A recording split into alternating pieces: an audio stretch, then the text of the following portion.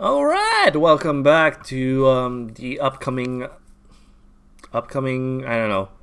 It's not a review because I'm not reviewing. I'm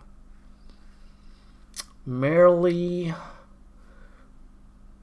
reacting to the reviews. Okay. Let's see. Cole Noxious.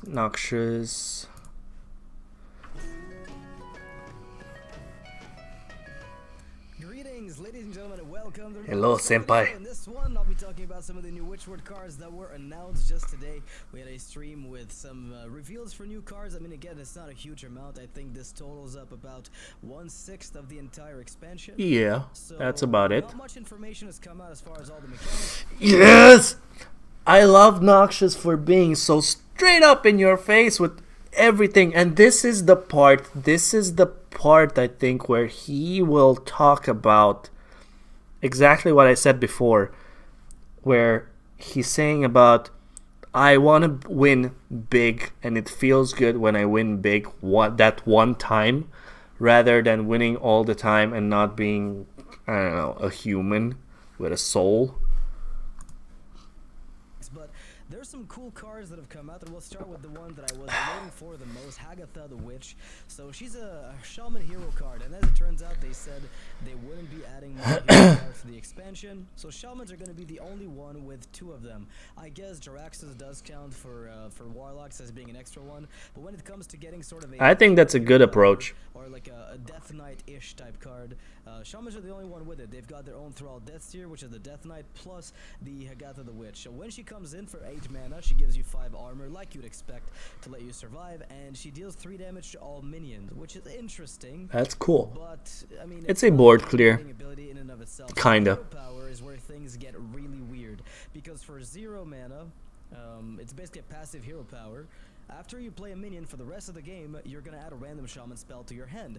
Now, this is a very weird ability to me. I have nothing against the idea that they've put forward, but this is weird because a passive hero. It's the first passive hero power that actually affects, more each turn you play something. Extra cards, which means they can translate sometimes extra, their cards into card advantage, so they're getting extra copies of stuff. This sort of works the same way, where your passive hero power generates additional resources, which is sort of already seen in Hearthstone, but this one is contingent upon you playing minions and spells simultaneously, and this is sort of what Hearthstone is all about, right? Especially Shaman. They've got a very split identity. They're going between minions for tempo and spells for board control. This is exactly that. They want you to play minions, but they're also going to reward you with extra things to do.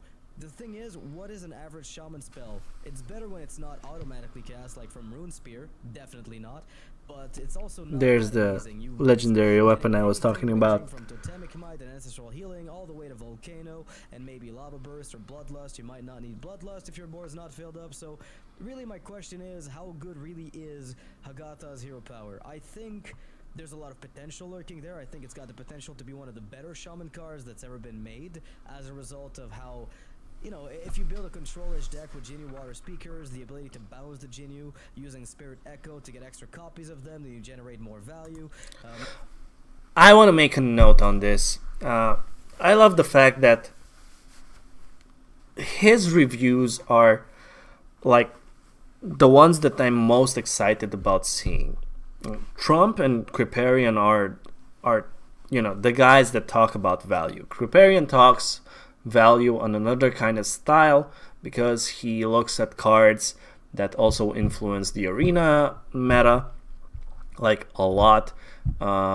He doesn't play that much constructed, but he does know exactly what it means to play constructed and what Blizzard is doing with synergies and the cards and exactly what it is.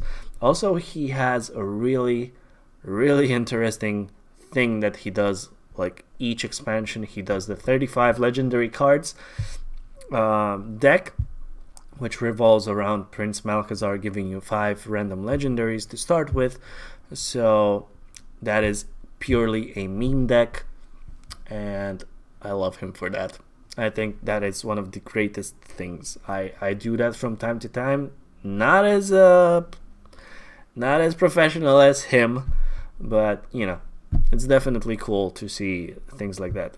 Trump, on the other hand, is the kind of guy that will, crunch out numbers, stay to analyze the specific cost of the card plus stat plus effect plus body plus value, so to say, that you can get from each card by comparing them to vanilla statted or specific cards that are already in the game, and synergies and stuff like that. So he really takes out like the computer and calculates all of the possibilities and values that there are. Now, he doesn't really calculate like all of the things that are going to end up in the meta, because that would mean that he would probably be like the greatest player in the world, knowing by just seeing a card that, okay, this one's going to be like meta defining and breaking. No one really knows that, because we all are pretty sure that there are decks that maybe are better than the ones that we are playing now, but it all revolves around what other decks we are facing. So each time that there's going to be specific decks that are in the meta, there's always going to be like that one or two things that are going to try to counter those. And as soon as those get more popular or specific tournaments happen and, people tend to copy what the meta defining, pro players use, those are the decks that are going to be played by most people, because they want to win. So doing something that already works is good. Trying to figure something out that 100% of the time maybe doesn't even work, no one's going to invest that much time into not doing anything. So yeah, but Noxious is the kind of guy that is gonna chill, sit down, he's gonna look at all of the kind of stupid variations, because he doesn't take himself that seriously, but in the same time he does, and he knows exactly what the game has to offer, what it could offer more, what it can offer, and he looks at the collection in real time and talks about it, and I think that's really cool. Not being like a pre-made video, right? With your specific thoughts, you can pre-make that. You can make your pretty much bucket list of what you want to say, and there you have it. Granted, he could actually make that, but I'm pretty sure he makes these things live, and he's editing specific things on that, or I don't know. But he's definitely having more real reactions than the other ones, in my opinion. You can actually create like a very value-centric shaman, which is what they want you to do. He'll contradict himself on specific things in fraction of a second. The reason is, I'm kind of like, I've grown a little bit exhausted with random spells. No, you haven't. Being added to my hand through 10,000 effects. So I know that sounds kind of weird, because usually these things are sort of my bread and butter. They're what I want. So I find the card exciting. Yeah. It's not something new. Yeah, boy. It doesn't do anything that blows my mind. We have Deathstalker Rexar, and that's a really interesting card. Like, you build your own zombies. For Shaman, you just get additional spells when you play minions. So what do you do in a Hearthstone game? You already play minions. What do you get? Spells. So the card in itself is not underpowered. I think it's strong. I think it's a very strong, Death Knight / extra hero. But is it something I'm looking forward to playing? No, not even one bit. I'm sure there's ways to break it and make it where you're actually using Grumble with Murmuring Elemental to bounce cards back to your hand, get extra copies of stuff, and then you can get yourself the ability to just create more copies of everything, and somehow you find a way to generate more and more spells throughout the game. Is that viable? Probably not. Is that something that people will do? Probably not. It could be fun to explore, and I want to really, try it out, to really be sold on it, but as it stands, I find myself on the reserved. I'll reserve my pins for when I actually get to play it. Because for now, the card is nice, but it's nothing new in Hearthstone world. And again, feels like a bit of a. Yeah, I wouldn't say lack of creativity because they've already done so much creative stuff with like potions from Kazalkis and Death Star. See, it's exactly what I was talking about. As having required that much design time. Let's just put it that way. Next card is the Babbling Frog, a 1-mana 0/1 taunt for Shaman. It's a little guy that will stop aggro coming to your face, so it's not so bad. You think about, 0 mana. Okay, that's pretty much a little guy that will give you a random spell. We had this before. Everyone is talking and making the same comparison with the Babbling Book, so it's pretty much the Babbling Book of Shaman. Everyone knows it. It's a good tempo tool, and I think this thing is going to be actually great in aggro Shaman. So if there's ever going to be a high value aggressive Shaman, I think this is going to be good, because you can jam this beside your Flame Tongue elementals, totem, Flame Tongue totem, yeah, you know what I mean. It's gonna have attack. You can pretty much buff specific cards. You can evolve specific cards. It has beast energy, so it's kind of cool.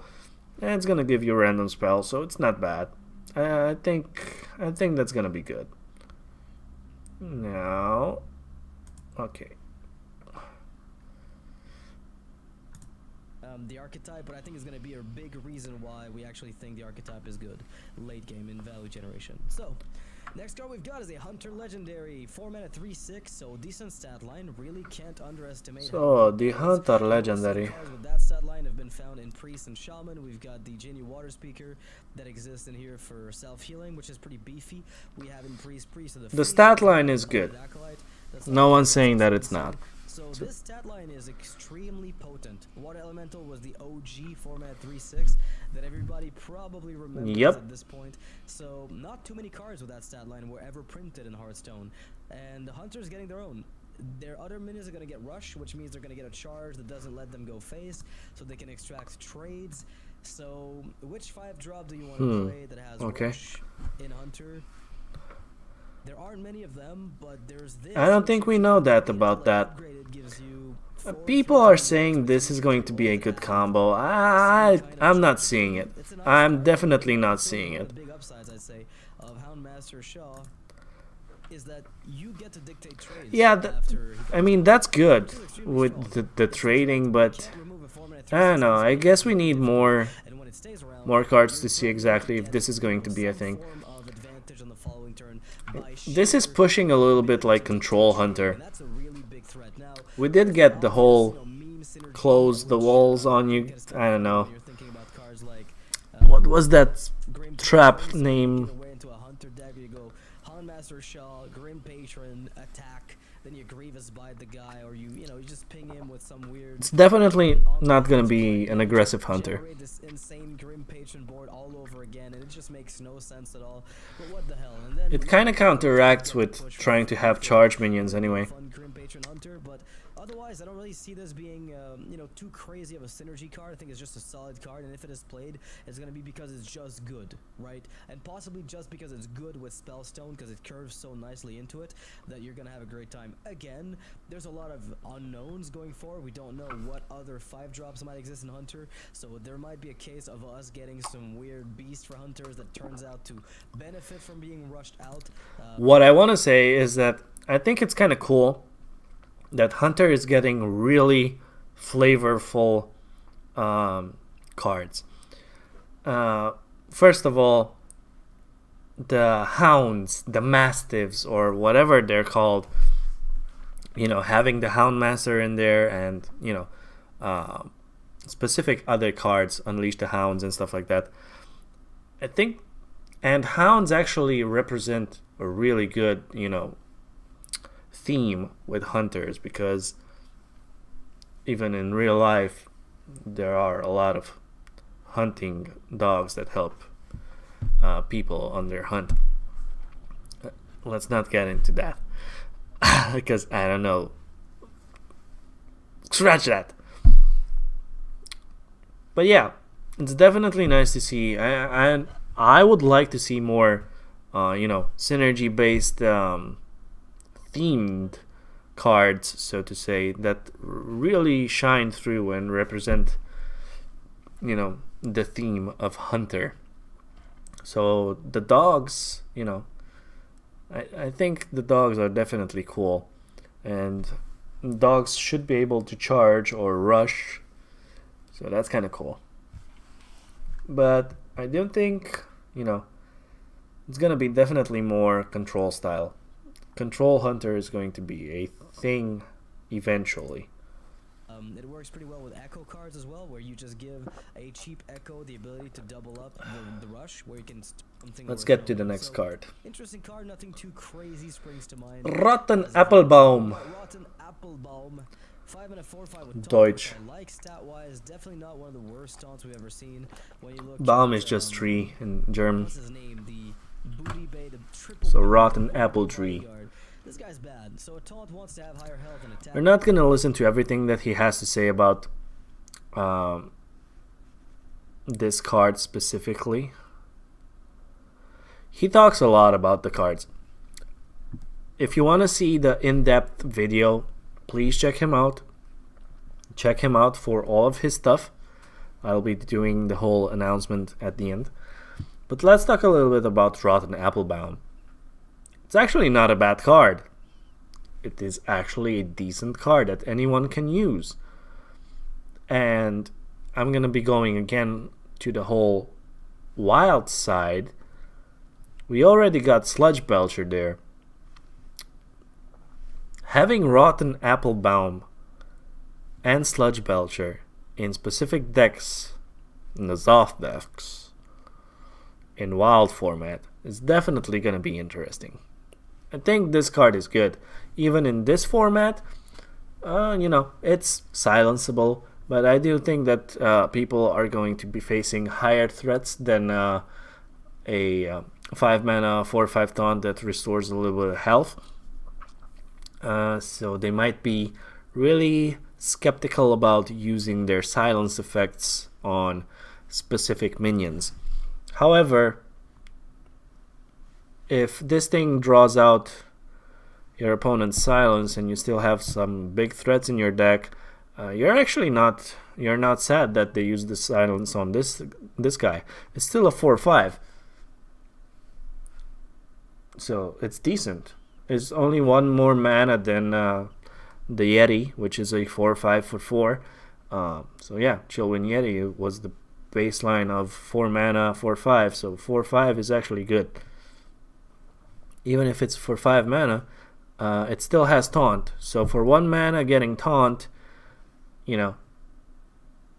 of course if it gets silence you don't have the taunt anymore, but you make your opponent do something, or else they have to exchange something into it and give you a little bit of life back.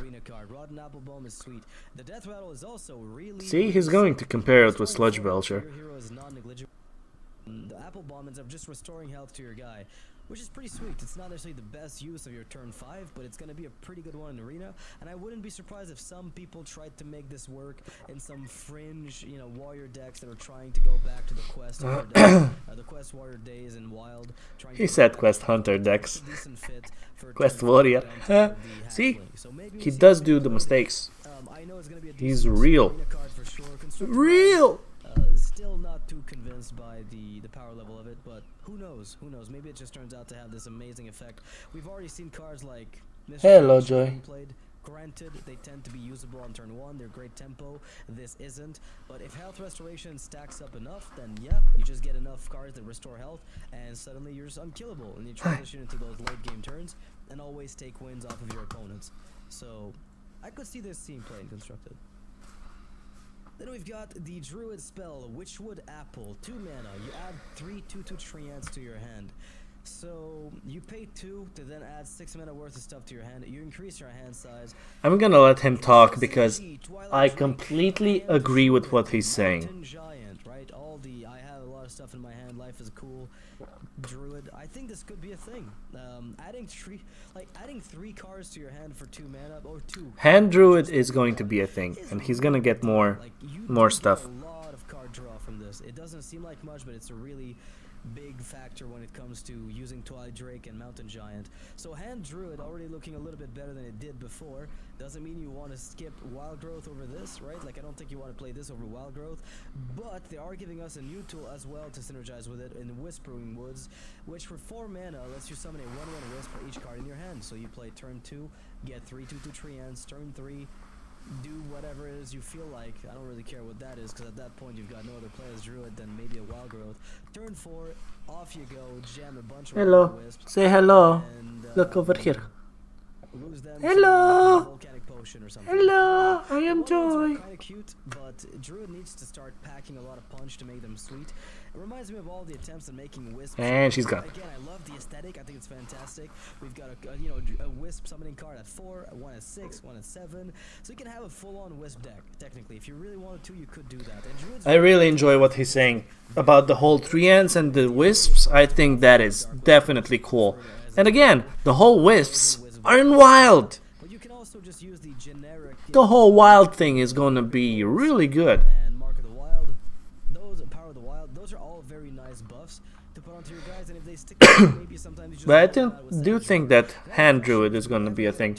Although, if Hand Druid is going to be a thing, I mean, you do pay 2 mana to get 3 2/2 minions with the. we still have cards that utilize your opponent having a big hand. You get a bunch of treants, it's not exciting, but if you get enough, But maybe the new legendary that copies your opponent's hand is going to be a thing. How's that for a counterplay? with those cards. And the cool thing is, if you have cards that synergize with you playing minions on the If board, if buffing them once they're there, but Hand Druid is going to be a thing, you also summon a copy of them. each and every That could be kind of nice. counter deck is going to run the legendary that copies your opponent's deck, opponent's hand. 2 mana guy reads your tokens, have echo, or your treants. Docarino. I think that's a real possibility. I would not be surprised. I mean, look at the theme, right? Trees, wisps, which are little ghosts in the forest. Do you really think they're not going to go for a theme that goes for your treants have echo? I would not be surprised if they did that. And then they might even change the way treants operate. Or whenever you summon a treant this turn, copy it with living mana. It would work. It would work with Force of Nature. There's a lot of thematic things they can push with treants this expansion around. And I am absolutely 54% positive we're going to see some synergy emerge with wisps and treants as token generators, so just watch out for that. I would be surprised if we didn't see any. It seems to make too much sense, and they're definitely capitalizing on the potential theme exploration for Druid this time around. Next card we've got is in Paladin. We've got a little on a stick. I think I'm just gonna leave it at that. Loatheb on a stick. I don't think he could have said it much better than anyone else. Yeah, so Rebuke. Enemy spells cost 5 more next turn. I don't know.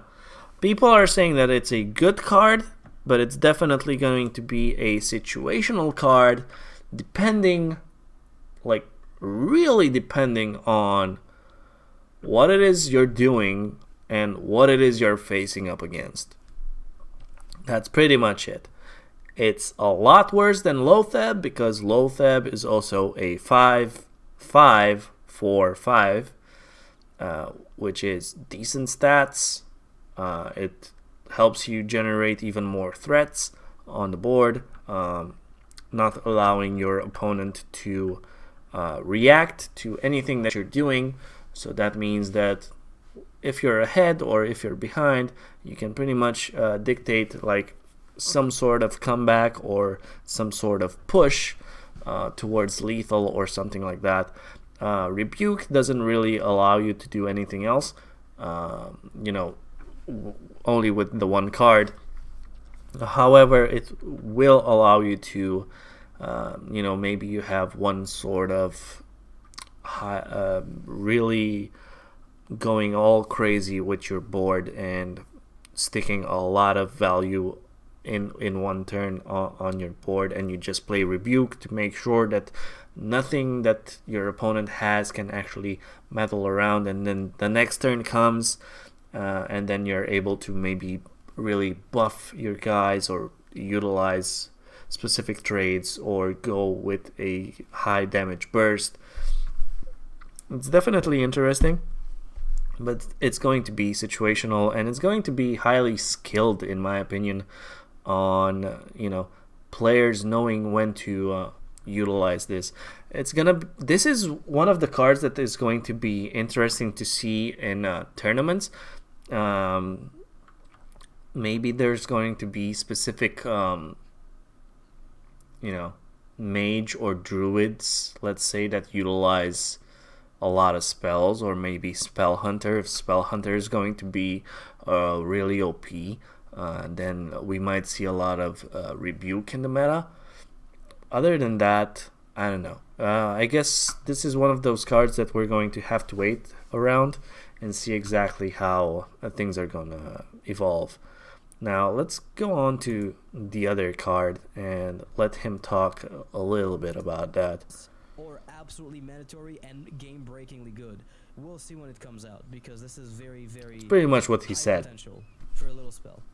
And then last card we've got of this reveal is Vivid Nightmare. So 3 mana, you choose a friendly minion, you summon a copy of it with 1 health remaining. So the obvious synergy targets, Death Rattle, Shenanigans, you want extra copies of. Weasel Tunneler, you meme your opponent down to death. Obsidian Statues. That's an interesting card, actually. Another value of this. You can get it also tells you specifically, you summon a copy of it with 1 health remaining, not with 1 health. That's the difference, right? Yeah.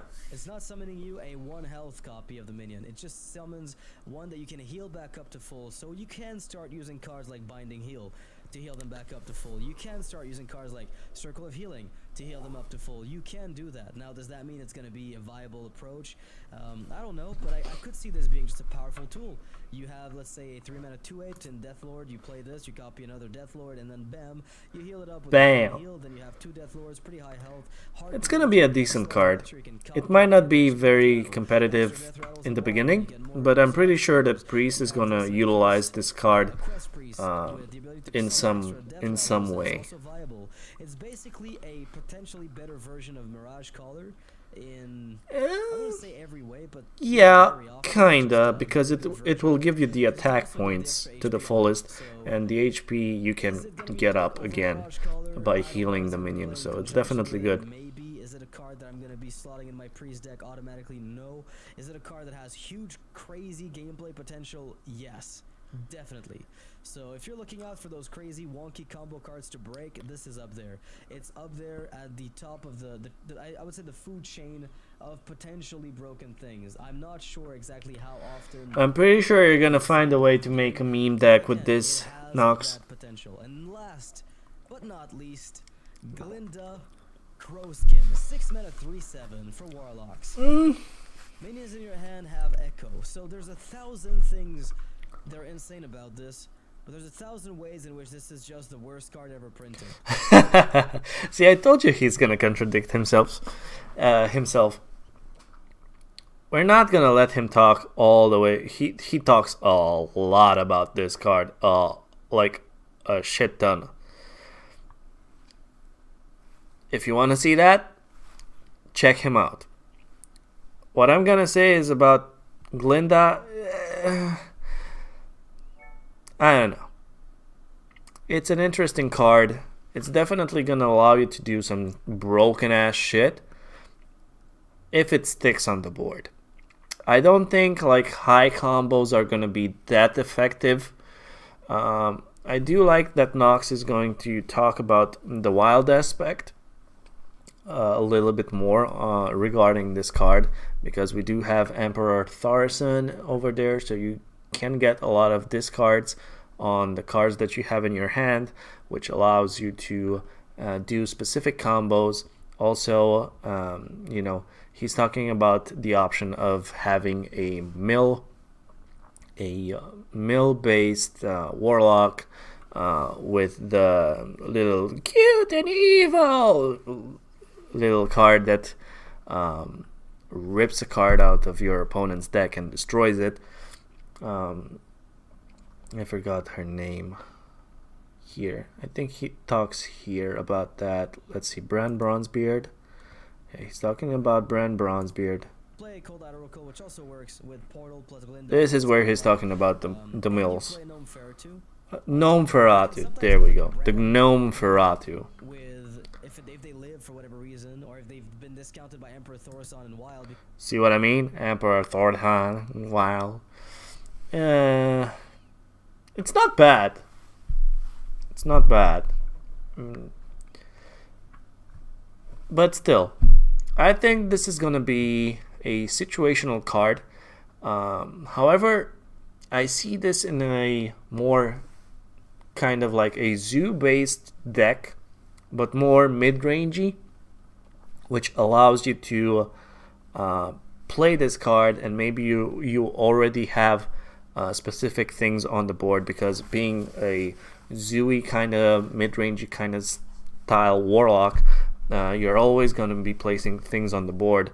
So by the time that you actually get to Glinda, let's say on turn 6 or 7, you play her. Warlock utilizes his hero power, so allowing him to always have more cards in hand, and restacking on cards more easily than other classes by not utilizing specific cards to draw. His hero power actually allows him to dig through his deck a little bit faster, and also allows him to have more more pressure, like all the time, when applying more cards in each turn. You can't really play more cards if you don't have the cards in your hand. Your hand limit is 10. You can't really play more than 10 cards, right? In theory. Warlock can. So that's definitely going to be interesting to see, kind of like a mid-rangey. And you play this, you already have things on the board. Maybe you can take some trades. He's going to have to evaluate if he wants to maybe focus on Glinda, so it kind of acts like a taunt minion in a way, or maybe it sponges up some specific counter spells or spells that your opponent wants to use against you. So it's basically, kind of a hinge in his plan. If they don't deal with it, then you can go nuts on your next turn.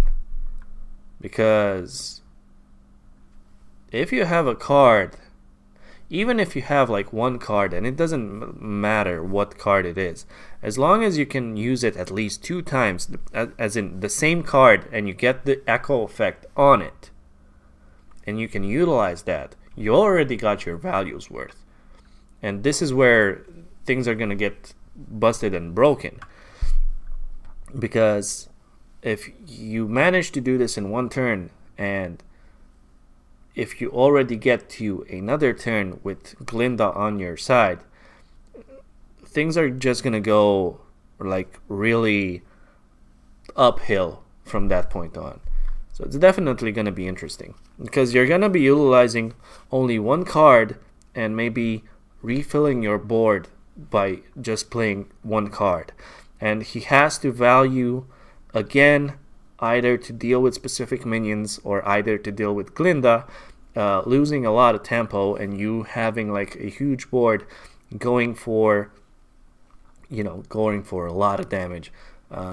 So Glinda in that kind of deck can actually be really like the turning point where you go, okay, if you can't deal with this, this is only going to get worse for you, and I'm going to start being, like your worst nightmare.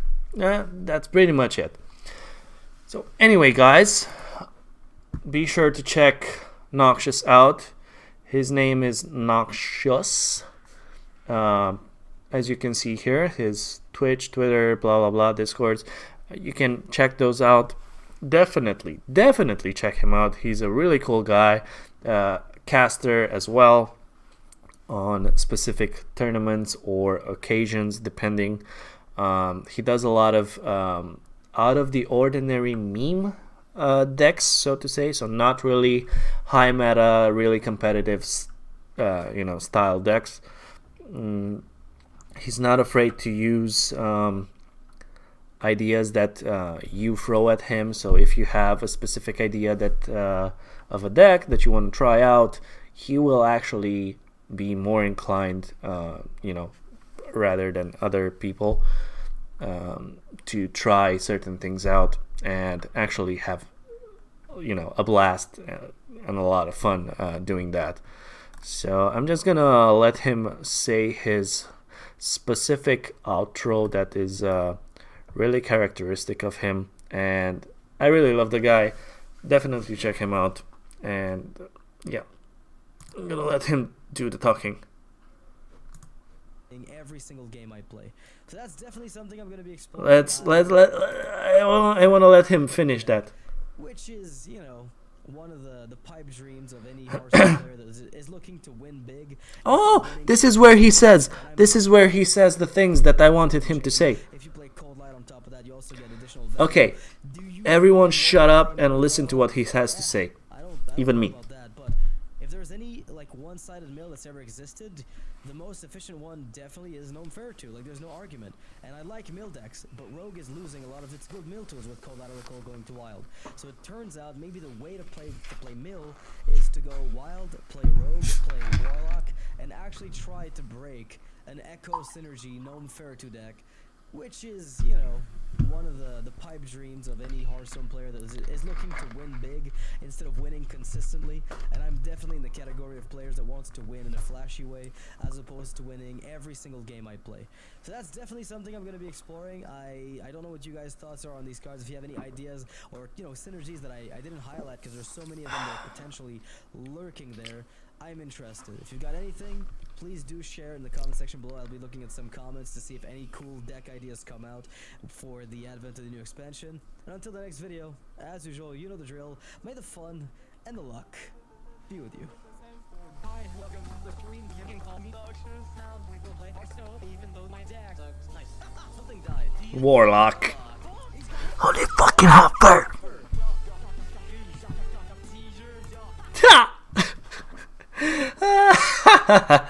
He's insane. I like him. Check him out.